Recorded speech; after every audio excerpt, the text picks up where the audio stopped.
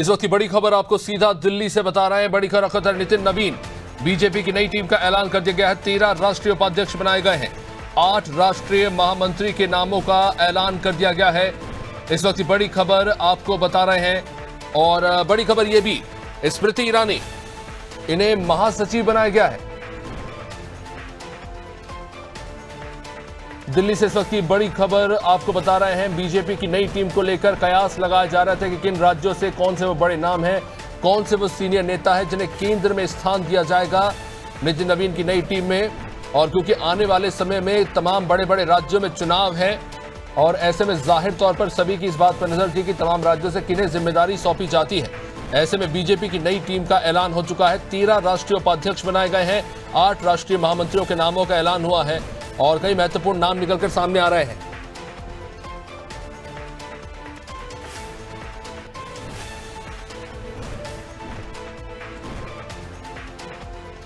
प्रयास लगाया जा रहा था कि नेताओं को मौका मिलता है और जाहिर तौर पर सभी की निगाहें इस पर आने वाले समय में इन्हें महत्वपूर्ण जिम्मेदारी सौंपी जाएगी। खासतौर से तमाम राज्यों में आने वाले 2 सालों में जो चुनाव होने जा रहे हैं उसको लेकर अब नितिन नवीन की टीम के नाम निकलकर सामने आ रहे हैं।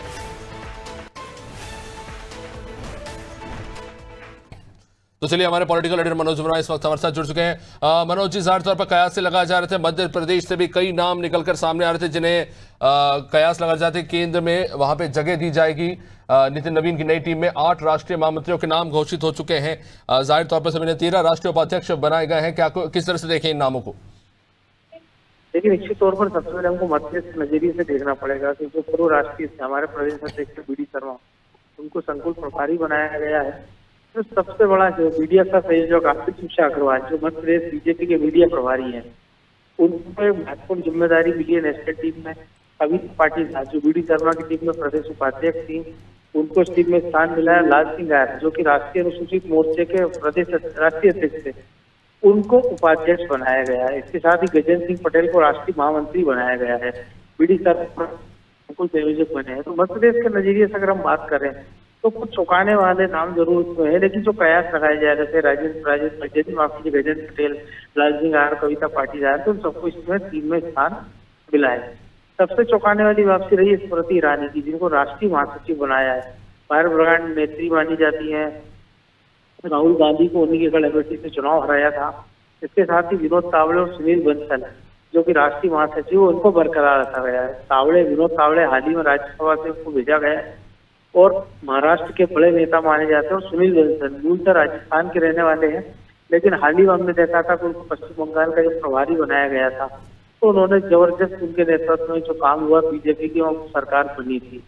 अनुराग ठाकुर का नाम जरूर एक चर्चा चल रही थी कि उनको इस टीम में लिया जाएगा, लेकिन ऐसा हो नहीं पाया। लेकिन जो मध्य प्रदेश के नजरिए से हम देखें कि 5-6 नेताओं को इसमें बड़ा स्थान मिला। वसुंधरा राजे, जो राजस्थान की मुख्यमंत्री रही और पिछली बार जब उनको हटाया गया था तो उनको राष्ट्रीय उपाध्यक्ष बनाया गया था, उनको इस टीम में बरकरार रखा गया है। इसके साथ ही जैसा मैंने बताया, स्मृति ईरानी की हम बात कर लें तो कुल मिला के कई सारे, जैसे हरीश द्विवेदी की हम बात करें तो हरीश द्विवेदी को राष्ट्रीय महासचिव बनाया गया है। संजय भाटिया, ये महाराष्ट्र, ये वहाँ की ये हरियाणा से आते हैं और इनको जगदीश, जो मनोहर खट्टर थे पूर्व मुख्यमंत्री, उनका बड़ा खास माना जाता था, तो उनको इस टीम में स्थान मिला। ये वही है जिन्होंने अपनी टीम जो है मनोहर लाल खट्टर से करनाल से तोड़ी थी। वसुंधरा राजे कद्दावर नेता मानी जाती है राजस्थान की। विनोद तावड़े, सुनील बंसल। तो कुल मिला के जो बड़े जो चौंकाने वाले 2 ही नाम है। एक दूसरा नाम है राम माधव का, क्योंकि उनको जम्मू कश्मीर का प्रभारी बनाया गया था, फिर अचानक से उनकी छुट्टी कर दी गई थी। उस संघ में वापस उनको भेजा गया था और वहां भी वो ज्यादा सक्रिय नजर आ नहीं रहे थे। लेकिन उनकी जिस प्रकार से वापसी हुई है राम माधव की और स्मृति ईरानी की, तो इन लोगों के लिए भी करारा समाचार है। जो मान के चल रहे थे कि स्मृति ईरानी और राम माधव के दिन पूरे हो चुके हैं। इन दोनों पर पार्टी ने और संघ ने भरोसा जताया है, क्योंकि महिलाओं को बीजेपी का जो मैनिफेस्टो है, वो जो उनका संविधान है बीजेपी का, उसमें जो पूरी टीम है 125 लोगों के आसपास टीम हो सकती है, जिसमें 40 महिलाओं का रहना जरूरी है, 12 SC/ST लोगों का चेहरों का नाम होना चाहिए। तो सबसे महत्वपूर्ण है कि छत्तीसगढ़ से रूप कुमारी चौधरी को महिला मोर्चे की, राष्ट्रीय महिला मोर्चे की अध्यक्ष बनाया गया है, रूप कुमारी चौधरी को। तो जो पूरी टीम में संतुलन ऐसा साधा गया है कि सारे राज्यों को प्रतिनिधित्व मिले और जो संगठन के जो काम के लोग हैं उनको आगे बढ़ाया जाए, क्योंकि बीजेपी सरकार अपनी चल रही है, लेकिन जो संगठन की मूल जिम्मेदारी होती है वो ये होती है कि वो सबसे पहले वोटरों को इकट्ठा करे, पार्टी का ऑर्गेनाइजेशन को मजबूत करे, और जो उसका वोटर है पारंपरिक उसको घरों से निकालकर वोट डलवाए। और उसके लिए इस पूरी टीम को 24 घंटे 365 दिन पार्टी सक्रिय रखने का प्रयास करती है। तो जाहिर सी बात है ऊपर ऐसे लोग उठाने का प्रयास किया जाता है जो उस काम को अच्छे से अंजाम दे सके। तो यही प्रयास इसको देख रहा है। जैसे लाल सिंह की हम बात करें और शिवराज सिंह चौहान के मंत्रिमंडल में मंत्री रहे, बहुत से चुनाव हार गए थे, इसके बाद उनको राष्ट्रीय अध्यक्ष की जिम्मेदारी सौंपी गई थी, अब उनको मूल पार्टी में लाया गया। जो बीजेपी का संविधान है कि आप 8 से ज्यादा राष्ट्रीय उपाध्यक्ष बनाए नहीं जा सकते। अरुण कुमार जो लंबे समय से राष्ट्रीय महामंत्री थे उनकी छुट्टी कर दी गई है। तो कुल मिलाकर ये कह सकते हैं कि सबका संतुलन साधने का प्रयास किया गया। और जिस प्रकार से भी जो कॉकरोच पार्टी का आंदोलन हुआ और जैन जी चर्चा में आई है, तो बीजेपी ने पूरा प्रयास किया है कि उस जैन जी को उचित प्रतिनिधित्व मिला जाए, क्योंकि जो नितिन नवीन जी है वो अंडर 50 के हैं और लगभग 7 महीने पहले वो पार्टी के राष्ट्रीय अध्यक्ष बने थे। उसके बाद पार्टी ने पश्चिम बंगाल में बड़ी जीत हासिल की है।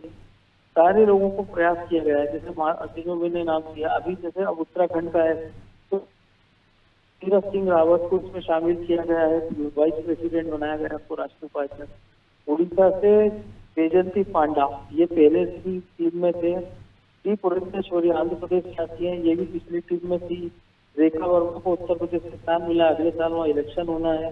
इसके साथ ही वर्षना नरेंद्र भाई जोशी श्रीमती ये गुजरात से इनको वाइस बनाया गया है, जैसे महाराष्ट्र ने बताया था। साथ ही भारती प्रवीण पवार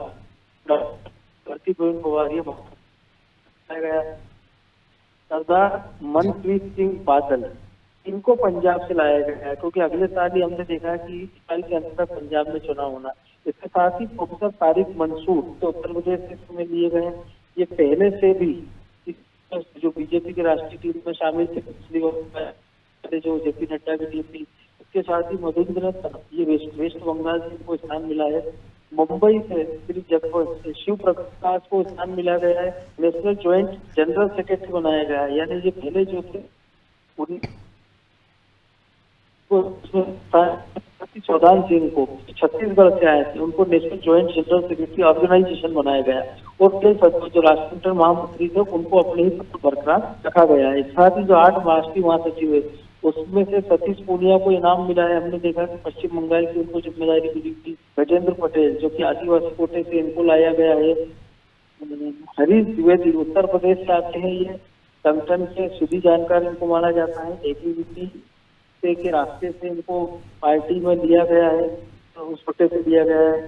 तो कुल मिलाकर राज्यों प्रतिनिधित्व देने का प्रयास पार्टी